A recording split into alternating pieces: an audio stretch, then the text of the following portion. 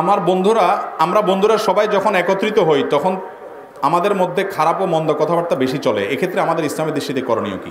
বন্ধুরা যদি একসাথ হন আর বসে খারাপ আলোচনা করেন, তাহলে বুঝতে হবে আপনার বন্ধু নির্বাচনে ভুল হয়েছে।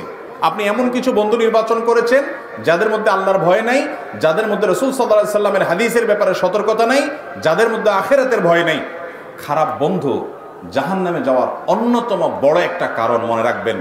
দুনিয়ার বন্ধুরা আখিরাতে একজন আরেকজনের শত্রু হবে, টেনে টেনে জাহান্নামে নিয়ে যাবে, বলবে আল্লাহ অমুক আমাকে খারাপ অভ্যাসে নিয়ে গেছে, অমুকের কারণে আমি খারাপ পথে গেছি।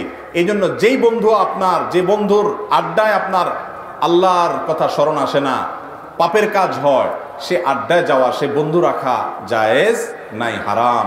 মনে রাখবেন, সৎসঙ্গে স্বর্গে বাস, অসৎ সঙ্গে সর্বনাশ। এটা কোরআন হাদিসের কথা। অতএব যে বন্ধু খারাপ হয়, খারাপ আড্ডা দেয়, সেখানে যাবেন না, তার কাছে যাবেন না, অ্যাভয়েড করবেন।